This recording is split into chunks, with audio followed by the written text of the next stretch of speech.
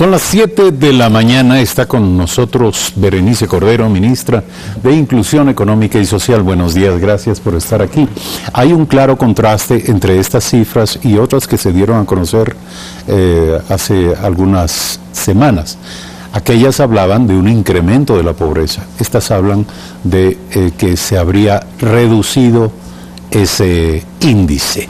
Díganos, ¿cuál es el contraste y cuáles son las fuentes que respaldan los datos que ahora da a conocer? Buenos días. Bueno, muchas gracias, buenos días.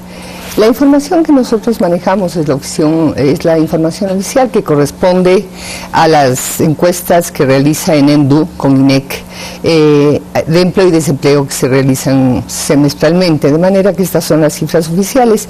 Y efectivamente, primero decir que el Ecuador ha sido bastante exitoso en dos dimensiones. Por una parte, la reducción de la pobreza, cerca de 12 puntos entre el 2017 y el 2018, y también una temática... 12 puntos de reducción de pobreza. Es importante.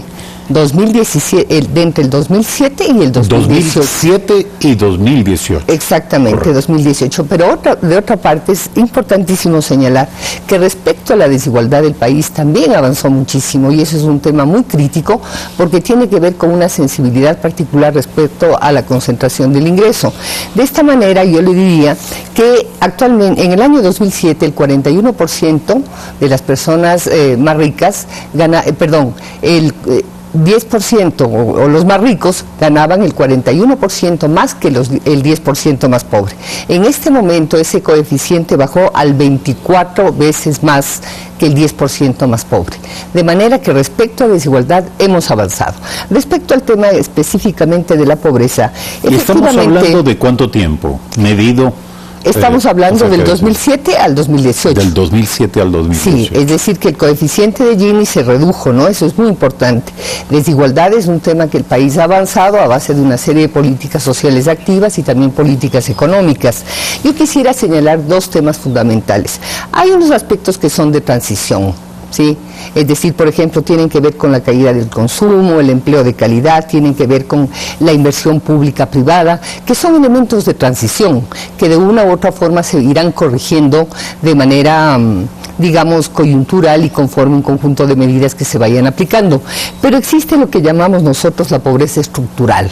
Esa pobreza dura, esas exclusiones complejas, complejísimas, que incluyen muchísimas vulnerabilidades. Pero ¿cómo se miden? Porque por una parte se habla de pobreza por ingresos. La pobreza por ingresos es como se mide en el país. En este país todavía la pobreza multidimensional, que comprende un conjunto de variables adicionales al ingreso, todavía no se aplica. ¿Cuáles son esas variables? Bueno, se incluyen variables como, por ejemplo, situaciones relacionadas con la edad, situaciones relacionadas con la discapacidad, situaciones relacionadas con las características propias, por ejemplo, de la pobreza en el caso de los niños. En el caso de los niños, por ejemplo, la pobreza infantil es totalmente distinta, si es que es multidimensional, alcanza el 40.7% de los niños en el Ecuador.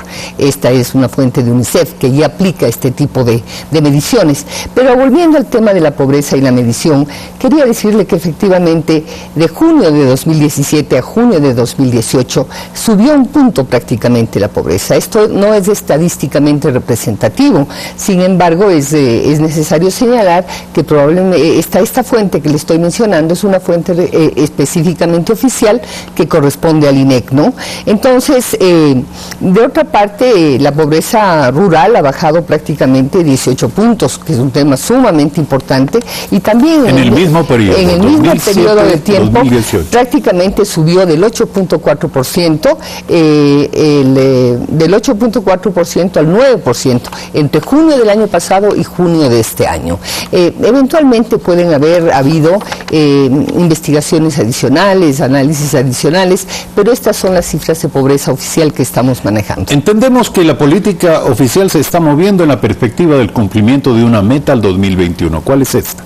Bueno, la meta que se prevé al 2021 es prácticamente la reducción, en el caso de la pobreza extrema, al 3.5% al 2021. ¿Pero cuántos ecuatorianos están afectados por pobreza extrema? Podríamos decir de manera general, porque las cifras absolutas no siempre son precisas, podríamos decir que actualmente 1 de cada 4 ecuatorianos es pobre y 1 de cada 10 es pobre extremo. Esto significa que el país avanzó muchísimo respecto especialmente a lo que es la pobreza extrema. ¿Dónde ¿no? se ubica la pobreza extrema? Bueno, la pobreza extrema se ubica en ciertas provincias que son, primero, en cuanto a la incidencia de la cantidad de personas que viven, me refiero, por ejemplo, a Pichincha, Guayas, Manabí, Los Ríos, pero también la zona centro y también en la Amazonía. ¿Y estamos hablando básicamente de población rural? Básicamente población rural, efectivamente, pero sí quiero decirle que es un tema bastante interesante, que la pobreza rural en el país tendió más bien efectivamente a una disminución, ¿no? Es importante, en el año 2017 a junio, nosotros teníamos una pobreza rural, una pobreza rural de aproximadamente el 4.7%, es decir, ha ido reduciendo la pobreza rural en relación a la pobreza nacional, lo cual también es importante. Ahora, respecto a estas... Si me permite, habría que presumir que si la pobreza disminuyó de manera sostenida entre 2007 y 2018, habría que continuar haciendo lo que se hizo para conseguirlo. Es decir, haciendo lo que se hizo, pero sobre todo mejorar, focalizar mejor y llegar con variaciones. ¿Pero qué se hizo? ¿Qué es esto? Mire, cuando yo me refiero a lo que se hizo y lo que hay que hacer mejor, me refiero a las decisiones que el presidente ha tomado respecto a lo que son las misiones, la misión Menos Pobreza, Más Desarrollo, y también la misión Ternura y la misión Mis Mejores Años, que son simplemente complementarias. La desnutrición está relacionada con la pobreza y evidentemente Mis Mejores Años tiene que ver, por ejemplo, con el ciclo de vida. En general, esto que llamamos nosotros el piso de protección social o las políticas de protección social que maneja el MIES, lo que procuran es justamente atender ciertas particularidades que tienen que ver, por ejemplo, con el riesgo con la edad. Es decir, cuando usted ya es una persona adulta mayor de 65 años, hay ciertas condiciones que le hacen extremadamente vulnerable. Entonces, las condiciones de la edad implican enfermedad, implican discapacidad, implican falta de cuidado o personas que no pueden cuidarse a sí mismos. Recuerde que la pobreza en este país, al medirse por ingresos, se mide de la siguiente forma. Usted es pobre si tiene un ingreso mensual inferior a $87 mensuales. Usted es extremadamente pobre si tiene un ingreso inferior a $40 mensuales. De manera entonces que cuando nos estamos refiriendo a este tipo de situaciones que son la política de protección social, yo creo y quiero primero afirmar, existe un gráfico, no sé si lo podemos ver en la cámara.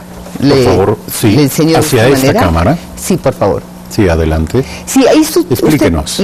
Tiene la tendencia histórica del bono de desarrollo humano y de las pensiones no contributivas para las personas adultas mayores. Usted fíjese que en el año aproximadamente... La línea azul y la línea roja, ¿qué representan? El bono de desarrollo humano, el azul, y la línea roja, adulto mayor, y la línea verde, personas con discapacidad. Fíjese el pico enorme que tuvo en el año 2010 cuando llegábamos a cerca de 1.800.000 personas, y fíjese la caída brusca que tuvo prácticamente, o fue una caída que inició ya en el año 2013 y que tuvo ya una caída brusca en el año 2014. ¿Decayó que el número de personas beneficiarias? Efectivamente, se desenrolaron entre 400 y 500.000 personas. Correcto, y esto no influyó mínimamente, al parecer. No, influyó muchísimo.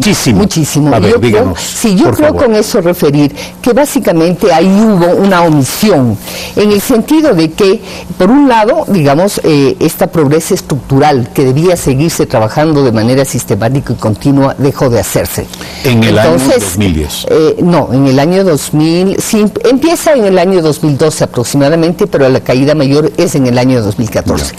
Al haber descuidado las políticas de protección social y no haber dado sostenibilidad fiscal a ese tipo de inversiones, evidentemente eso afectó de manera importante la reducción de la pobreza. Pero señala usted como el principal indicador la disminución del número de personas beneficiarias del bono de desarrollo. Exactamente. Era la política matriz. Porque de acuerdo a los estudios y las investigaciones que se han hecho, estos bonos, estas transferencias monetarias, tienen importantes impactos tanto en la reducción del trabajo infantil, importantes impactos para poder que las familias reaccionen frente a los shocks de la economía o los desequilibrios económicos y sociales, importantes implicaciones en la matrícula escolar, tienen importantes indicaciones incluso en el desarrollo cognitivo de las personas y en la salud mental de las personas adultas mayores. Todo esto está documentado e incluso tiene importantes implicaciones, como le dije, en el trabajo infantil, la reducción de 6.2 puntos. Entonces, en este sentido, a mí me parece que es fundamental, digamos, retomar este tipo de políticas de protección social. ¿Usted cree entonces que debe ampliarse nuevamente el número de beneficiarios del bono? Es correcto. Lo que estamos haciendo en este momento son dos elementos fundamentales, de acuerdo a las instrucciones del señor presidente de la República, ¿no?